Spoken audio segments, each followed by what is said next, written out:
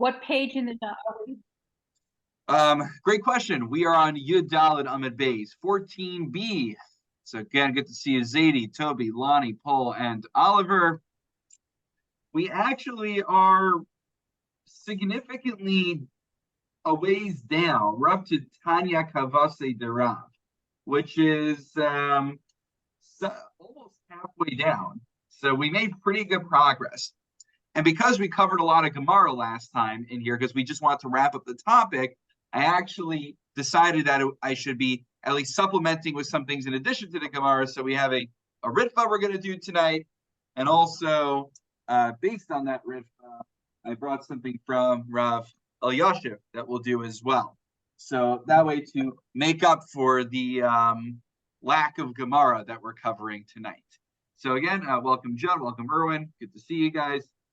So again, just we're up to Tanya Kavase Derav.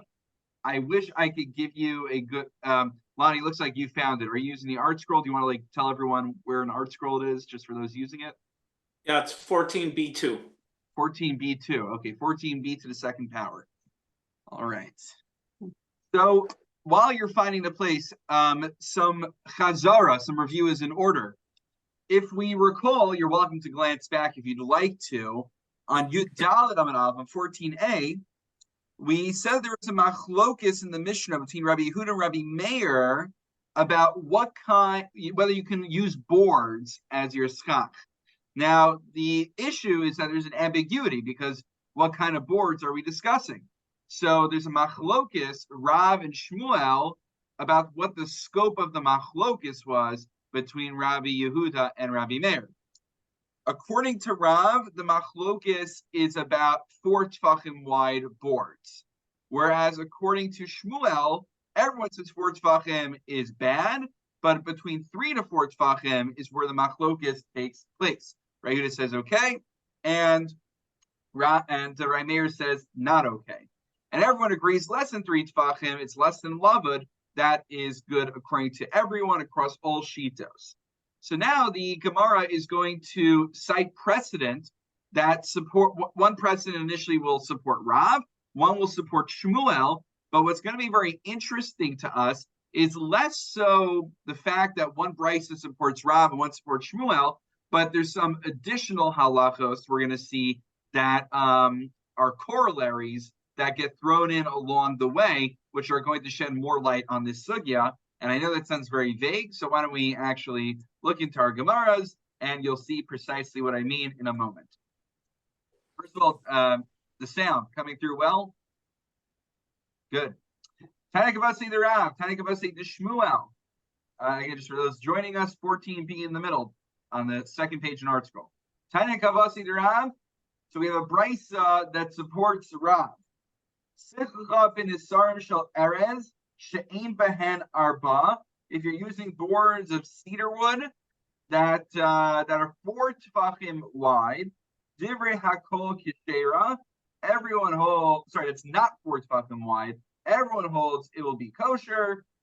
And yesh ben arba. But let's say it crosses the threshold, and you have boards that are 4 tefachim wide. Rabbi Meir posel, Rabbi Yehuda mashir. Meir says that's a problem.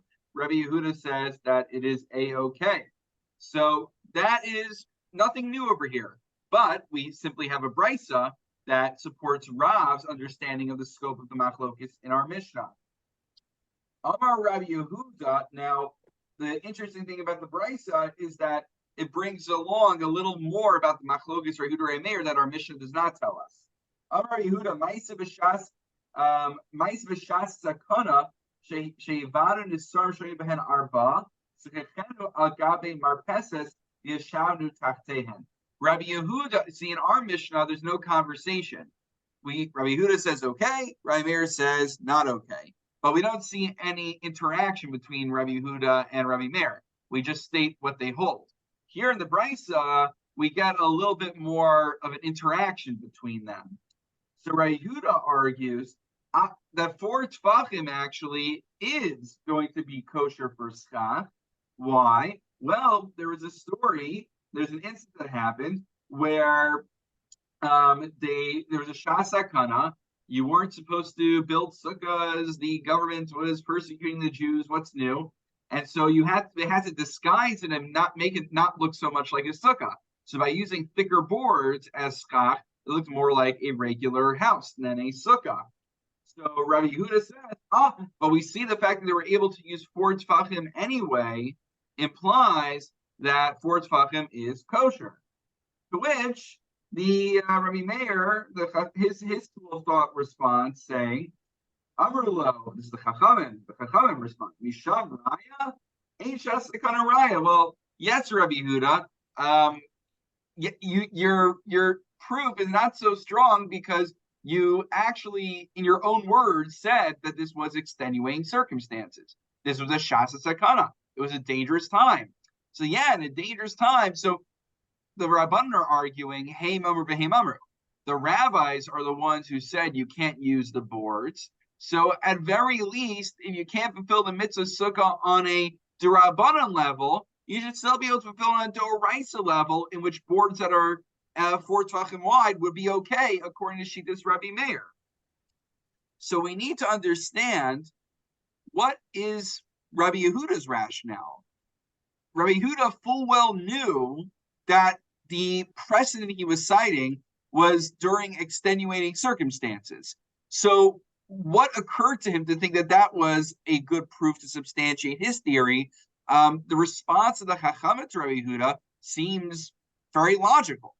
That, yeah, it's extenuating circumstances. But in general, you can't use 4 tefachim boards for schach. Got the question?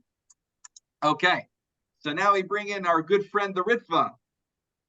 The Ritva writes as follows. So what were the rabbis saying? Amar Rabbanan, this is off the page now.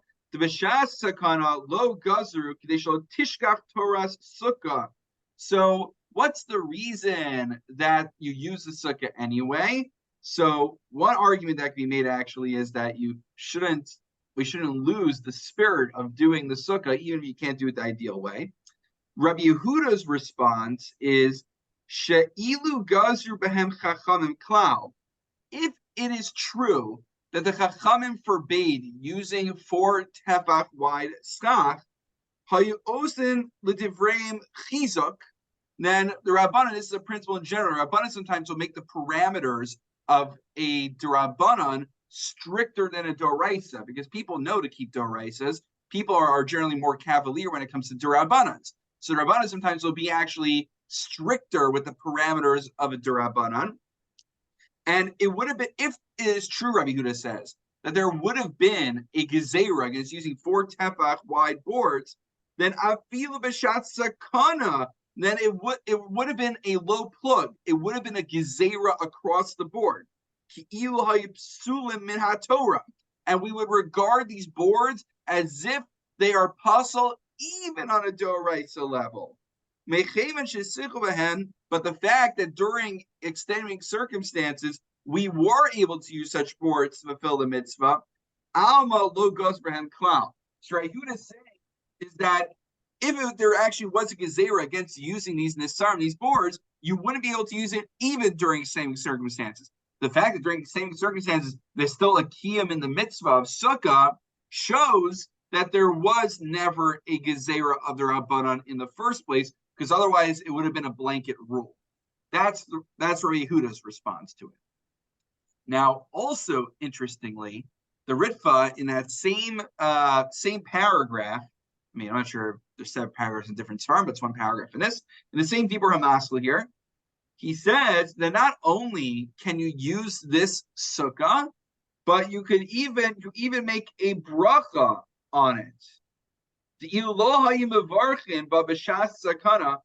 if you weren't going to make a bracha during a shas sakana, ma raya maisime Rabbi Yehuda.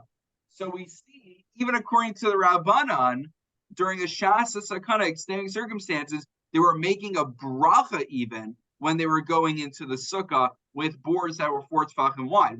And Rippa says, how do I know that they were making a bracha? Well, they're making a bracha. That's the whole raya of Rabbi Yehuda. Because otherwise, if you're not making a bracha, then how do I know that the chachamim who were sitting in that sukkah were actually treating it as if they were fulfilling the mitzvah of Sukkah. Maybe they were just sitting in a hut, like I'll sit in a hut rather than sit in my house.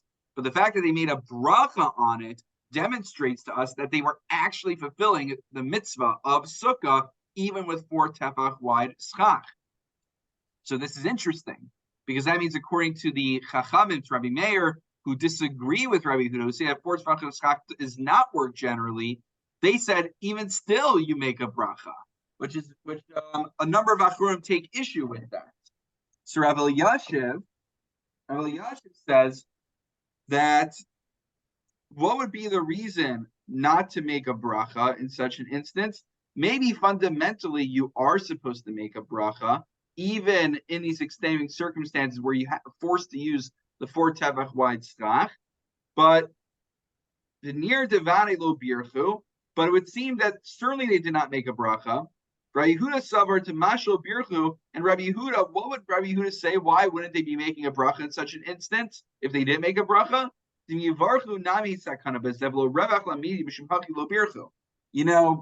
would defeat the whole purpose of using the 4 tefach wide 4 tefach wide boards, because you're going to make a bracha out loud. You're going to do the whole hineni muchan mezuman, and the guards from the government walking by here, you make a bracha, and then shkoyach, they know you're fulfilling the mitzvah of sukkah. So maybe they didn't make a bracha because then it would also be a shas sakana. Anyway, that's an important takeaway also, actually, from Rav Elyashiv, is that he quotes the Magen Avraham. The Magen Avraham infers a general principle from this discussion in our Gemara. The Magen Avraham says, "The shas sakana lav dafka el kol zman shein yachol l'sheves b'sukkah v'adei sheyasu b'psul d'Rabbanan yachol yasu sukkah chay l'kayim b'chus hadoraisa." It's not only during dangerous times, but even if there's ever an instance where I only have the opportunity to fill the mitzvah sukkah on a doraisa level, but not on a d'Rabbanan level, I should still fulfill on a doraisa level. It still counts. If you remember, all the way on Beis and Aleph, we had a discussion about this. We had a discussion, actually, Tosfos, all the way at the beginning of Masechta. Now I'm flipping my Gemara all the way back to Beis and Aleph, I believe. Tosfos talks about this. There was a machlokes Tosfos and, was it the Rif?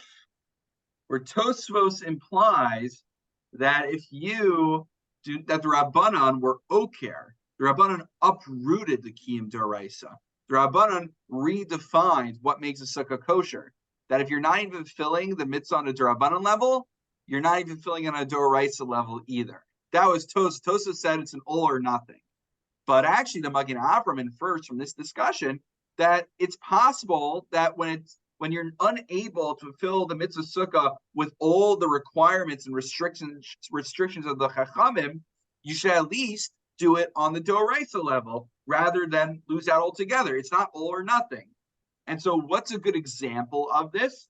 Well, if you remember, on Yud Aleph Amud Aleph, on 11a, not too long ago, unless maybe it was before I went to Israel, so then maybe it was significantly long ago, but not too long ago in the scheme of things of how long we've been learning together, I think. He says, Tequila Yud Rochav Dal. If you remember, we talked about those beds with the curtains around them. Toby, what do we call those beds again? You knew the name. Canopy beds. Thank you. Canopy. See, I remember it wasn't a fancy name. I remember it was like very on the nose.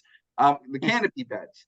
So we mentioned that if you have a canopy bed, it's 10 tefachim tall and 4 tefachim wide, so it becomes like its own domain on a d'Rabbanan level. It's an ohel. It's like a minor ohel arai that is going to be mevatel the ohel keva of the broader sukkah, but that's only on a d'Rabbanan level. But let's say mikol makom ben yachol. Let's say there's a lot of flies or mosquitoes that are in the sukkah, and your only option is to either leave the sukkah entirely or to go into this canopy bed to protect yourself from the bugs. It's better to go into the canopy bed. Rabbi Yehuda shapir ka'avid nimstav yoshitas yachid other kind of mayashir levat legamri. So basically, it's better to be Makayim. It's not an all or nothing, the Magen Avraham infers from here. You should at least fulfill it on the D'Oraisa level. If you can't do it on the D'Rabbanan level, You shouldn't just say that's a zero-sum game. Okay, there you go. That was our supplement for tonight. That was a bit of a digression from the Gemara, but as I said, we're already well over halfway down the Amud, so I had to supplement with some additional ideas. Hope that they were appreciated. Okay, back into the Gemara. We're up to Tanya Kavase Shmuel that we have, right? So this entire discussion emerged from a brisa that we cited that supported Rav, who said that the Machlokes Rehuda Rabbi Meir is about 4 tefachim wide boards. However, Shmuel Shita is that everyone agrees that 4 tefachim is too wide. The Machlokes is between 3 to 4 tefachim. So Tanya Kavase Shmuel, we have a brisa that supports Shmuel. If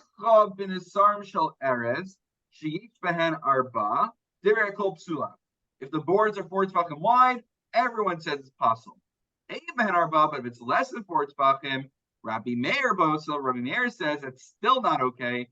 Yehuda says that's okay. Nothing new so far. That's just Shmuel Shita that happens to be supported by a brisa. Now it goes further. Umode Rabbi Meir.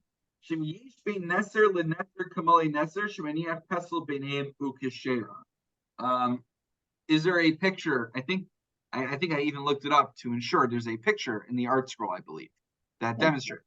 Good. So let me explain to you, and Rashi lays it out for us as well, but let me just explain it to you outside.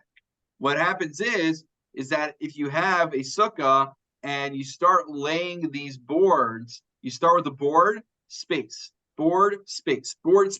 What will happen is you'll have eventually in the middle board space, and then you have 4 tefachim here of space, 4 tefachim here of space, meeting in the middle. And as we learned toward the beginning of the Masechta, the minimum dimensions for a sukkah is 7 by 7 tefachim.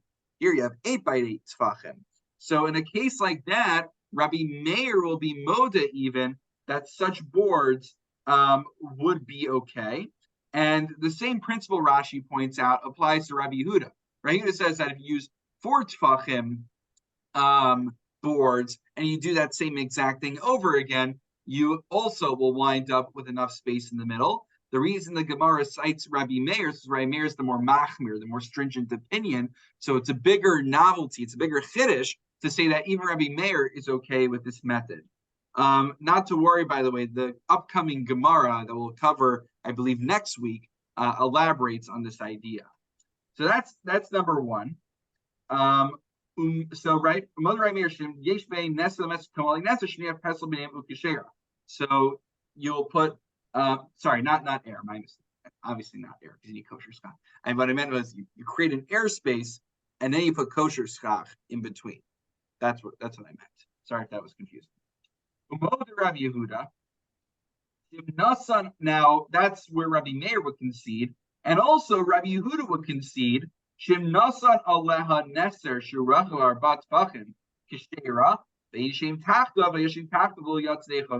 what we said in our Mishnah, that Rabbi Yehuda.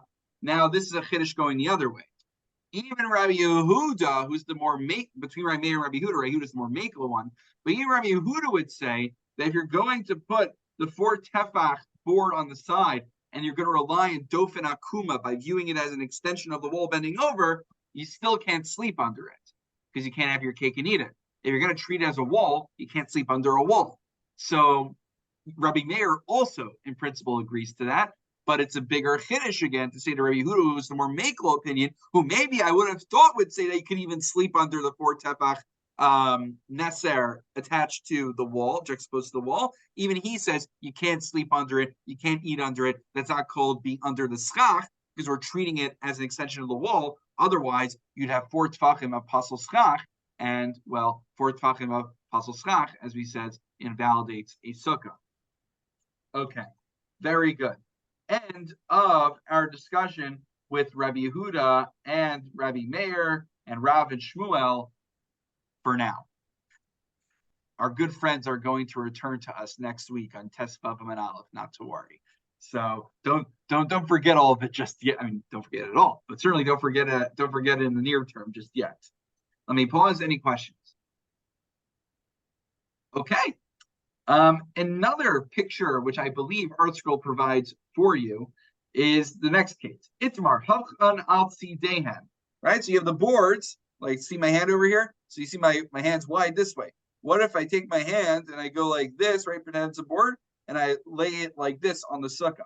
So now, instead of 4 tefachim wide boards, now it's, I don't know, 1 tefach wide boards. And the 4 tefachim are going vertically instead of horizontally. So what we're going to see in a moment is that there's a machlokes. Actually, we'll see right now. Itmar, hafchan al tzidehen. Rav Huna Amar Psula, Rav Chisda Rav Huna Amri Kishera. So we have machlokes. What's the basis of the machlokes? So Rashi gives us the lumdus on it. Rashi tells us exactly. So if you look, Rashi Dibur Maskul Pisula says, Tekevan Yesh Shem Psul Alehen. So according to the opinion, it says that the boards remain puzzle. It's because they are categorically puzzle. By virtue of being 4 tefachim wide in any direction, it is inherently pasul schach. It's not taking up 4 tefachim of space on the roof horizontally, but what we're going to see in the Gemara in a moment is that it's the same. They are basically, through the lens of halacha, as if you put metal schach on top. It's just inherently, categorically pasul, regardless of how you put it down.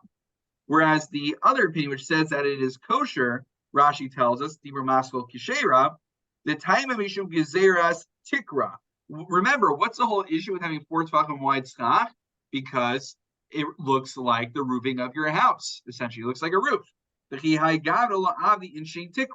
However, since people don't make their roofs, they make the roofs like this, not like this. It's no longer analogous to a roof. It doesn't resemble a roof, and therefore would not be an issue. So those are the two considerations. We look at it functionally, what it's actually doing, or we look at it categorically and say it's puzzle no matter what. So that's the machlokes. And now a little bit of I don't want to get too excited, a little bit of a story, but it's not, don't get too excited, not that much of a story. Ikla Rav Nachman l'Sura. So when Rav Nachman came to Surah, all the Gavir Chisda Rabba Rav Huna. So our protagonists, depending on which side of you're on, Rav Chisda and Rabba Bar Rav Huna, who held that such schach was kosher, they went to visit him. Amrilei, sorry, all the Gavir. Sorry, the line. No, okay. Amrilei, what is the status of schach that you flip on its side? Amar Lahu, Rav Yochanan, Rav Nachman responds, Sula, it is puzzle. It's no better than putting down poles of metal, which are inherently puzzle material. Amar Lahu, Rav Huna, Lo Amri Lahu, Amri Kavasi. Now Rav Huna gives some musar to them. Rav Huna was the one who said it was puzzle in the first place. Like, why are you going to ask Rav Nachman about this? Didn't I already tell you that it's puzzle? Well, there's different interpretations. Either I already told you it's puzzle, or I told you that he would tell you that it's puzzle. You didn't trust me. So Amrle, they respond, did you give us a rationale for why it was puzzle and we didn't accept it from you? You didn't explain to us why it was puzzle. So Amar Lahu, Umi ba isuminai time of Lahu. Well, you didn't ask me for the rationale. Did you ask for a reason and I didn't tell you? If you pushed me to tell you the reason, I would have told you it. By the way, if it sounds familiar to you, it's because a similar exchange took place in Maseches Megillah on Chaf Gimel Amud Aleph. So remember Maseches Megillah? We did that some time ago. So there was a similar exchange that came up in Megillah Chaf Gimel. I was reading this Gemara. I'm like, I feel like I've seen this exchange somewhere before. And I looked up Masorah Shas. Turns out that's exactly what happened. Maseches Megillah that we learned way back when. There was a similar exchange also where this takes place. I don't know if it's the same exchange or same language. I didn't look it up, but same kind of exchange. Okay. Second to last piece for tonight. Lema Misayele. So now we're going to cite a brisa that seemingly supports the side that says that it is puzzle, that turning the schach over on its side is puzzle. So Eina Machzeka. So okay, so here's what it says. Eina Machzeka Stei Rosh Shulchan. There's a list of different things that are puzzle. If the sukkah cannot fit one's head, most of their body, and their table in puzzle. We learned that at the beginning of our adventures. Oh, Shenifritz above here to Grisha Dakarba Gdi the vast rosh. Or let's say there's a hole big enough that a goat could come running through the bottom of the sukkah. Rashi explains very interesting imagery, but basically means that if there's more than 3 tfachim between the ground and the walls of your sukkah, that a goat can come and charge through. So that also is possible. And now the final one is what really concerns us. Or if there's a board that's 4 tfachim, even though it doesn't fully enter in, it's only functionally taking up 3 tfachim of space. Psula, it's possible nonetheless. What does this case sound like? It's like a riddle. How can it be 4 tfachim and 3 tfachim at the same time? It's a 4 tfachim board that turned on its side only takes up 3 tfachim of space. It sounds like we have a raya from this brisa that such a board is puzzle when you turn it on its side, which supports Rav Huna's contention. No, this is not necessarily a slam dunk proof.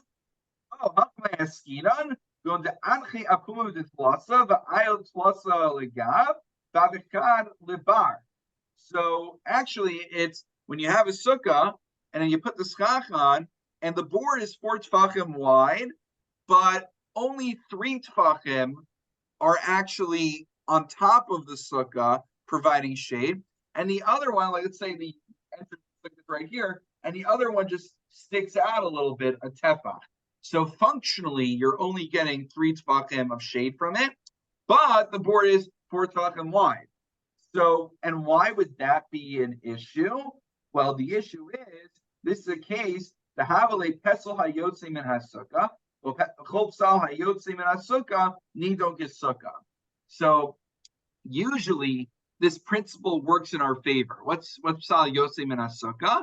So, the case is where you basically, you have schach, you have a wall going down, you have a wall that doesn't quite go as far, and the schach keeps extending.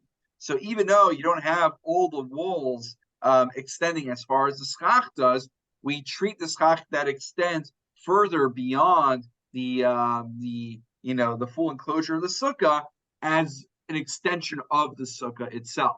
So usually that's a good thing because it gives you more legitimate kosher space to use in a sukkah, even if it's not fully enclosed. But here, it serves to our detriment because you can't just say that the schach that extends beyond the entrance of the sukkah is as if it's not there, because it actually does us a service by extending the sukkah. But that means it does us a disservice, because then we cannot ignore the presence of that additional tefach that extends beyond the sukkah, and we effectively have a 4 tefach wide board, even though it's 3 within and 1 outside. It's not really 1 outside. That 1 is actually considered inside as well. End of that piece of the Gemara.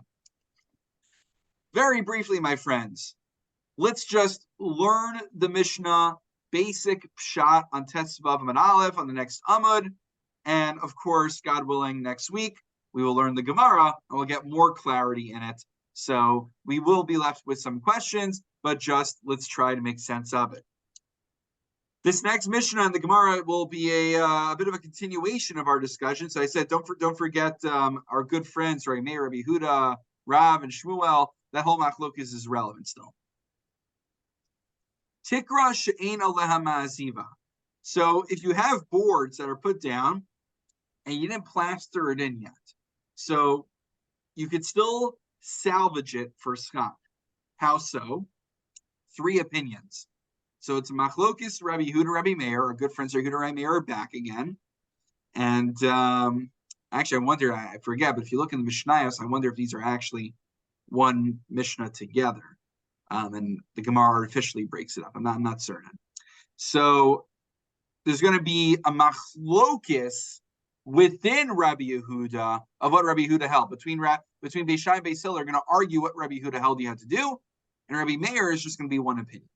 So Rabbi Yehuda, Omer Beis Shammai, Yehuda Omer, Beis Shammai Omrim mefakfek v'nota achas mibein tayim. So what you have to do is when you have. So what's the case over here? The case is Rashi understands it is that we're talking about sheyesh behen arba.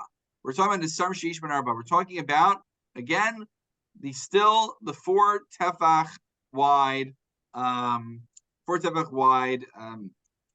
boards. So according to Rabbi Shammai says, according to Rabbi Yehuda, you need to do 2 things. Rashi explains, mefakfek soser unanea eskulan. You need to first kind of shake everything around a little, pick them up and put them back down. And then you have to take 1 board each, like interweaving. We'll explain later on why we need both. But basically, there's going to be 2 issues at hand. I'll explain. Actually, next Rashi explains to us what they are. So, Beis Hillel Omrim, mefakfek o nota achas mibein tayim. You can either take everything and put it back down, or you can replace the boards, every other board, with regular schach in between. Now, what are these methods and why are we doing them? So Rashi says, Dibar Maschel Beis Hillel Omrim mefakfek mishum tasev lo min ha'asoy. So there basically are 2 potential issues we're looking to address. One is that 4 tefachim wide boards might be puzzle, arguably, depending if we go according to Rav or Shmuel's understanding of Rabbi Yehuda. The second issue is that this schach was originally put down for the purpose of creating a house, not for creating a sukkah. And so what we have here is an issue that the time the schach was put down, it was not kosher. So you have an issue of tasav olo min ha'asoy. We talked about this not too long ago, that when you have schach that's not put down under the right conditions, you need to pick it up and put it back down with the proper intention in mind. For instance, let's say at the time you put the schach down, you didn't have the wool, you only had 1 wool of sukkah that was there. The rest were all, you had the skeleton of sukkah, you only had 1 wool, so it's not kosher. You'd have to put the schach back down again on the sukkah. So there's really one of 2 potential issues. Beis Hillel says that the only issue Rabbi Yehuda has to address is the issue of tasav lo min ha'asoy. Because according to Rabbi Yehuda, if we take Rav's approach, then we say that according to Rabbi Yehuda, if we take Rav's approach, Rabbi Yehuda holds there's nothing inherently wrong with 4 tefachim wide boards. So the only thing you need to do is just put it back down lishma. That's why Beis Hillel says, according to Rabbi Yehuda, you can opt to do one or the other. There's no need to do both. Rabbi Meir Omer back in the Mishnah, notel achas mibein tayim ve'eno mefakfek. Rabbi Meir, however, is the one who holds that 4 tefachim wide boards, whether Rav or Shmuel's interpretation, are inherently puzzle. Therefore, the only option you have is to take out every other board, put kosher schach in between. And remember, we talked about this in the previous Gemara, that in the middle, what's going to happen is you're going to meet in the middle, you're going to go board, kosher schach, board, kosher schach. And eventually, there'll be board, kosher schach. You'll have 2 rows of kosher schach next to each other that will give you at least a shear of 7 by 7 tefachim. So I know the mission is like a little bit confusing already. We just jumped into it. We have a bunch of questions we need to deal with. We'll address it next time. But I always like to just get a little bit onto the next Amud, so we can say that. Let me pause for any questions before we conclude. Paul, and then Toby. Maybe this is what you're referring to for next week. But if someone makes a schach that's absolute, everyone agrees, it's larger than 4 tvachim, the boards are too big, whether they're vertical or horizontal. And then someone says, okay, it's a treif sukkah. Could we put new stuff on top of that? Leave it exactly the way the arrow was made and put branches, whatever, or do you have to literally remove at least part of the old stuff? The challenge is going to be that if you have a full roof of puzzle schach and then you put kosher schach on top of the puzzle schach, so then you're basically the puzzle schach is interposing between you and the kosher schach, and that's what's providing you shade. So I think the presence now, if there's a majority kosher schach, we said it'd be batal barov. What if they're vertical? So the light issue is less of an issue. Can you elaborate on just what the case looks like? So the boards are this way. Yeah. And they're more than 4 tvachim. Everybody agrees it's puzzle. So on top of that, you put on kosher schach. Or must you remove at least some of the boards that are put there in error? Lack of a better word. Okay. I see what you're saying. So basically, the boards are going to serve like a maimed. They're going to hold up. Yeah, and actually, I'll do you one better. There's a whole discussion about using, metal bars to hold up your schach.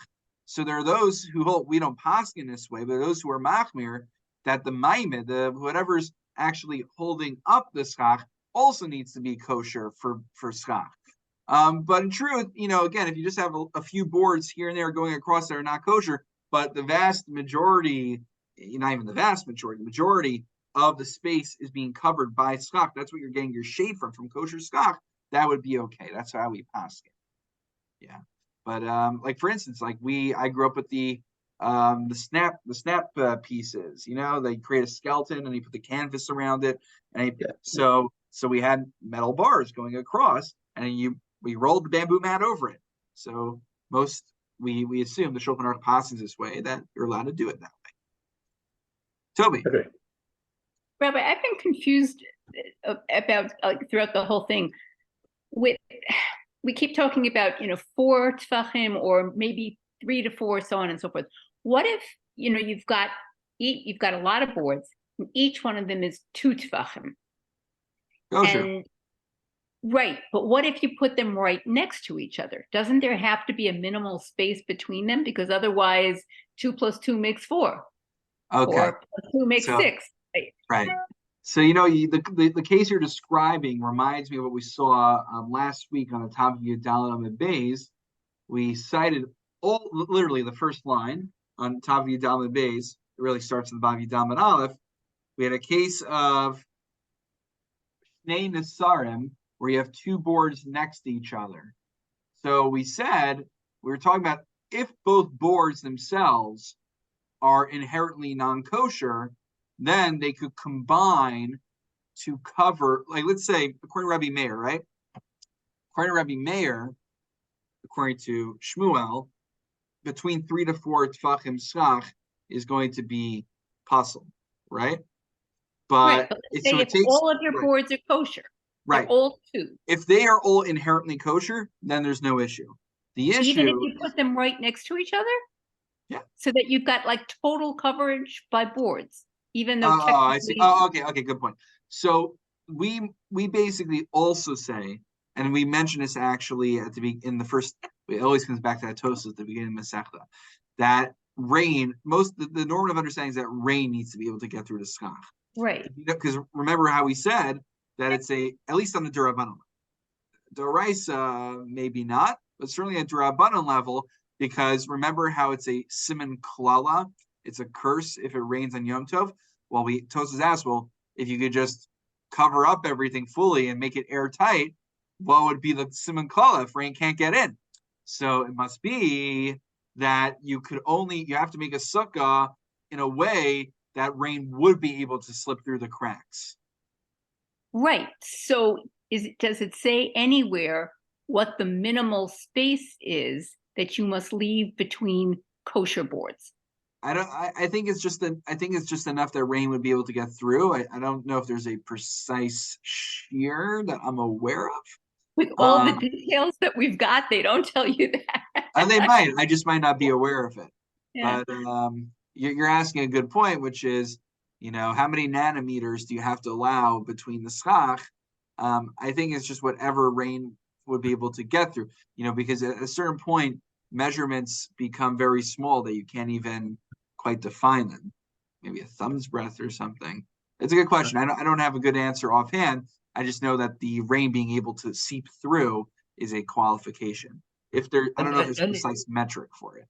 Any minimum space between two boards, Rain's gonna be able to get through. Yeah, that's what I'm saying.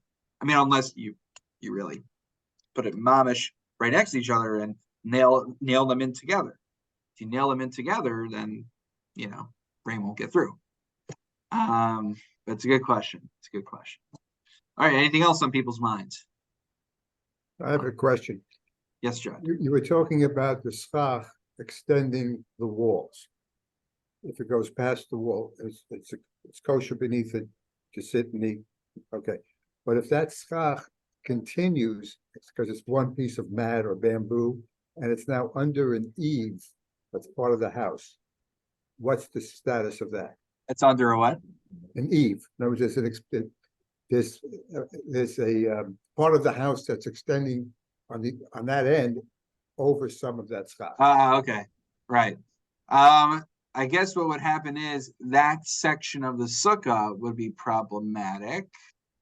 But as long as you have 7 by 7 tefachim elsewhere that's not being covered by a house or a tree or something, then that would be considered a hechsher sukkah.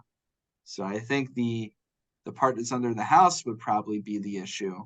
But if you have 7 by 7 tefachim not under the house, and you have walls surrounding that part, then you have a hechsher sukkah, I believe. That's my understanding, at least. I'm sure everything I That's say the is subject problem to with some trees. focus. What? That's similar to the problem with trees. Like if you've Yeah. got a tree that's overhanging a little bit of your sukkah. I think you're right. I think it's in principle the same issue. And I think it's in principle the same solution. Okay, my friends, anything else? All right, great questions tonight. I don't know if I have great answers, but they were definitely great questions. Okay, wonderful learning together. And today is Thursday, of course. So everyone should have a good shot. Was that everyone? Gamar Tov and Easy Fast. Yes, a good Shabbos. And I guess there's no Sunday shir until after Yom Tov. And there's no Monday. Well, yeah, Monday, I know where we're going to be. So Gamar Chasima Tova. If I don't see you before then. And God willing, we should be continuing with our Gemara shir next Thursday. So if I don't see you before then, take care. Thank you. Right. Shabbos, thank you. Shabbos. Good job is.